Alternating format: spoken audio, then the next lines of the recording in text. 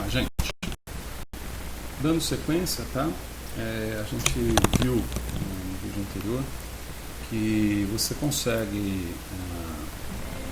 consegue determinar a variação de energia. Vou colocar aqui, ó, uma variação de energia de Gibbs, portanto a energia do sistema numa célula eletroquímica, como sendo definido por N menos NFE, tá bem? Muito bonitinho. Mas nós temos uma outra equação muito clássica que também envolve a variação de Gibbs no sistema, que diz o seguinte, que essa variação de energia, equação de Gibbs, Helmholtz, vai ser igual a ΔH menos T ΔS. Certo, mano? Meu filho fala isso. Um filho adolescente, tem 3 filhos. Um adolescente. Certo, mano? Na verdade, quem fala certo, mano, é o meu filho menor, 9 anos. Então, essa aqui é uma equação clássica, né?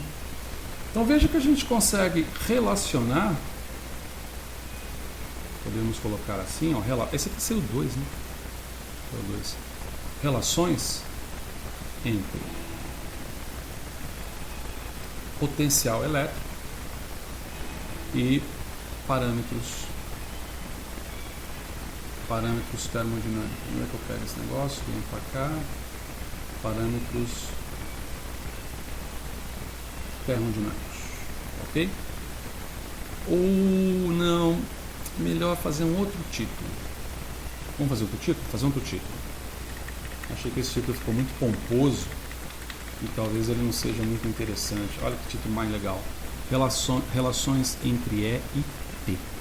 Ah, fica bem melhor. Qual que é a lógica? Quando você faz um experimento qualquer, você altera condições experimentais, muitas vezes, para observar como o sistema reage. Por exemplo, você altera a composição dele, você altera o pH e você altera a temperatura, né? E nesse sentido, deixa eu me colocar um pouco mais aqui em cima, e nesse sentido você tem relações que podem ser obtidas entre o potencial elétrico medido numa célula eletroquímica e a temperatura. E esses potenciais são capazes de lhe inferir sobre propriedades termodinâmicas do sistema. Olha que coisa linda. Para quem gosta, né? Propriedades do sistema. Então vamos chamar isso aqui de 1, chamar isso aqui de 2. E a gente pode colocar, vamos dividir aqui a nossa tela novamente também, né? Vamos dividir aqui o quadro de Giz, vulgo Louser, ou quadro de Giz. E aqui a gente pode considerar então que igualando, melhor só, igualando não, porque não tem íngua, né? Igualando 1 e 2, nós podemos dizer então que menos NFE vai ser igual a ΔH menos T ΔS. Belezinha, né? Como que nos interessa como medida experimental é o potencial elétrico, a gente isola o potencial elétrico. Ou seja, isolando potencial elétrico é uma coisa linda de morrer. Do ponto de vista físico, para você entender é muito difícil, mas é igual ao elétron, né? Se você enfiar o dedo na tomada, você vai saber o que é o elétron, mas a definição dele de comportamento dual partícula-onda é para um outro hemisfério. Se você isolar vamos isolar E com carga negativa inicialmente, para facilitar, a gente pode dizer então que esse E vai ser igual a ΔH sobre NF, ok? Sobre FE, aliás, espera aí. Estou isolando E, né? Se eu estou isolando E é NF, não, tá certinho. Sobre NF menos T ΔS sobre, mesma coisa, NF, certo? Se eu multiplicar por menos 1 agora para ficar mais bonitinho, então o potencial elétrico pode ser definido como ΔH sobre NF menos, que vira, desculpa, aí ó, já fiz o negócio, já ia fazer errado aqui, ó.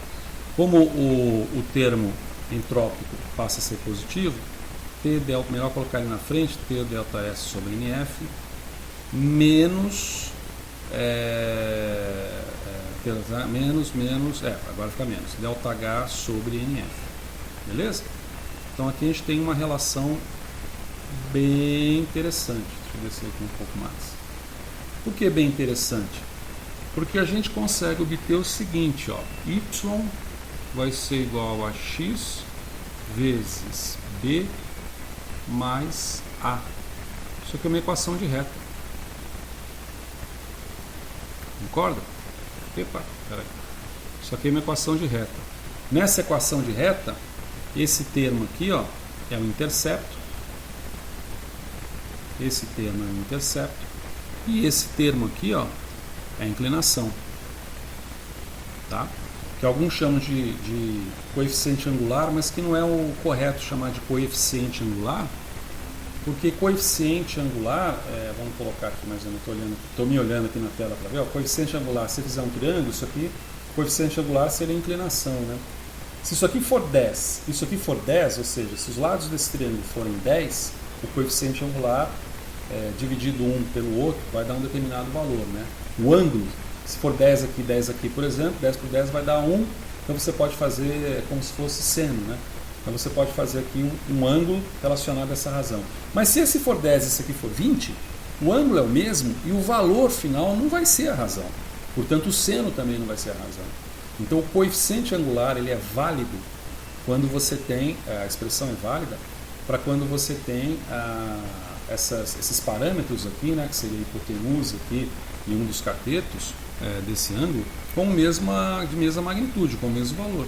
Tanto é assim que em eletroquímica, quando você vai representar, e a gente vai ver depois, espectroscopia de impedância, a representação gráfica, ela exige nas publicações, deixa eu ver, vou fazer assim, né, porque para mim assim você deve estar vendo assim, exige que esse eixo da abscissa e esse eixo da ordenada tenham magnitudes iguais, porque o perfil gráfico final, qualquer deformação dele pode sugerir modificações, processos químicos ou eletroquímicos que não são previstos originalmente.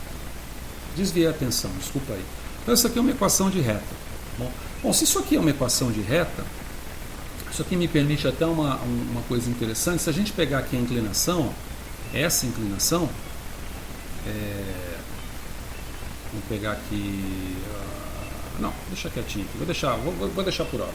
Sendo isso aqui uma equação de reta, você pode transformar obviamente isso aqui em gráfico. Então vamos dizer que você coloca aqui temperatura, você vai variando a temperatura e aqui você vai obtendo o potencial, e aí à medida que você vai obtendo o potencial, você verifica que você vai medindo pontos aqui, vai aumentando a temperatura, vai obtendo seus pontos experimentais, de tal maneira que você tem agora uma equação de reta que quando você faz um ajuste linear, né, a partir desses dados experimentais, você obtém um intercepto. Esse intercepto,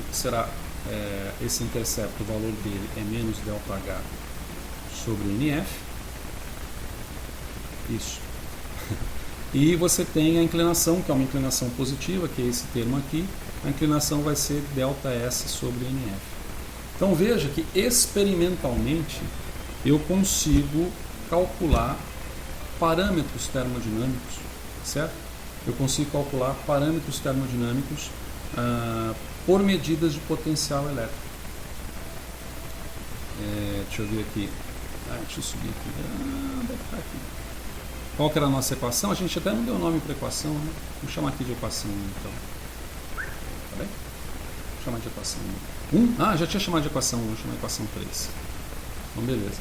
Voltando à equação 3, ó, uma outra forma de você fazer isso, ó, voltando a equação 3, eu posso então repeti-la aqui, ó, potencial vai ser igual a T ΔS sobre NF menos ΔH sobre NF.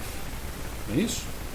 Se eu fizer um outro truquezinho aqui, eu divido todos os termos por T, que é a temperatura, então eu posso dizer que E sobre T vai ser igual a T vezes ΔS dividido por NF vezes T, menos ΔH sobre NF, ou T vezes NF. Como isso aqui é igual, eu corto, botei isso aqui, então eu posso dizer que potencial pela temperatura vai ser igual a ΔS sobre NF, menos 1 sobre T, que multiplica ΔH sobre NF, correto? Então veja que você tem uma outra expressão aqui uma outra expressão aqui que correlaciona de forma bem interessante. Estamos em cima? Estamos em cima. Ah, não estava tão em cima, estava mais em cima, tudo bem. Vou para baixo aqui agora. Uma outra expressão que correlaciona de forma linear também, ó, y vai ser igual. Nós chamamos o intercepto de A, então esse aqui passou a ser um intercepto menos x vezes b. Olha como mudou o babado, né? Então você vai ter uma situação tal em que você tem aqui, ao invés de você ter T, você tem o recíproco da temperatura, e ao invés de você ter o potencial, você tem a razão do potencial pela temperatura. A nossa inclinação está negativa, então ele vem para cá, e o nosso intercepto está positivo. Então, se você realizar medidas experimentais e tiver sorte, né? Porque quando a gente vai realizar medidas experimentais, a teoria é outra, né? Desculpa aí, foi mal. Aí você tem aqui então faz um ajuste linear nos seus dados. Você vê que meu ajuste linear nos dados aqui é a coisa mais... Putz, grila, cara, pera aí. Vou tentar. Eu tenho que conseguir fazer esse ajuste linear. Faz conta que isso aqui é uma linha reta, tá bom? E nessa linha reta, veja que agora surgiu... Vou pegar aqui a equação. Veja que agora surgiu um intercepto que pode ser representado por ΔS sobre NF, não é isso?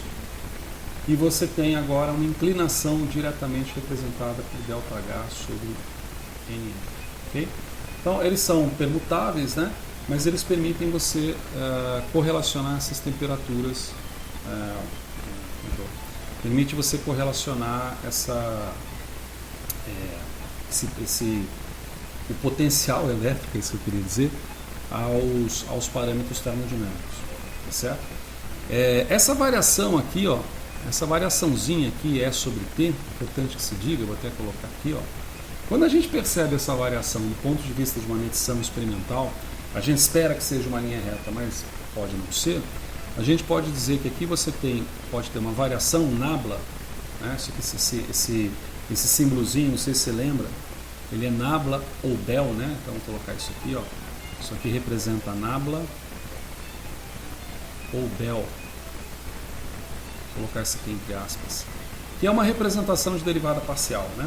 Que é quando você faz uma modificação, você quer observar uma taxa não de reação, mas uma variação num determinado parâmetro variando simultaneamente um outro parâmetro.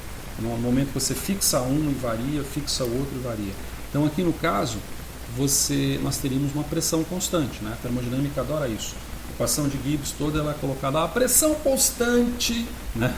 Quer dizer, temperatura constante às vezes não, porque no experimento você está variando a temperatura, mas a pressão constante, eu conheço, por exemplo, trabalhos com proteínas feitos na UFRJ já muito antigos, em que você varia a pressão de um sistema em que você coloca material biológico ali. Mas aí são medidas barométricas. Normalmente a pressão constante, pressão atmosférica, um bar próximo de uma TM.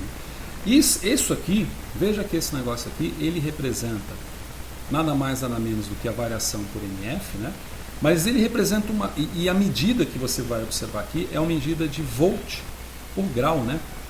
Isso aqui também é chamado de coeficiente de temperatura da célula. Não apenas o coeficiente, coeficiente de temperatura da célula, claro, coeficiente de temperatura da célula eletroquímica. Esse coeficiente de temperatura da célula eletroquímica ele tem importâncias práticas. Ele é difícil de ser medido, porque normalmente ele dá 10 a menos 4 a 10 a menos 5 volt grau absoluto. Ele é mais difícil porque ele é muito baixo, ainda mais trabalhando com líquido, né? Entropia mais baixa em líquidos, então esses valores são baixos. Mas ele é muito importante porque ele caracteriza experimentalmente o comportamento da sua célula eletroquímica frente à temperatura, né? Se não vejamos, se esse coeficiente de temperatura de uma célula eletroquímica for muito alto, significa que qualquer perturbaçãozinha ridícula que você fizer no sistema pode dar potenciais elétricos muito grandes. E aí você tem um efeito muito grande da temperatura, que às vezes não é desejado, sobre sua célula eletroquímica. Então, quanto menor for esse valor do coeficiente de temperatura numa célula eletroquímica, quando se deseja trabalhar a temperatura constante, tanto melhor. Não é isso?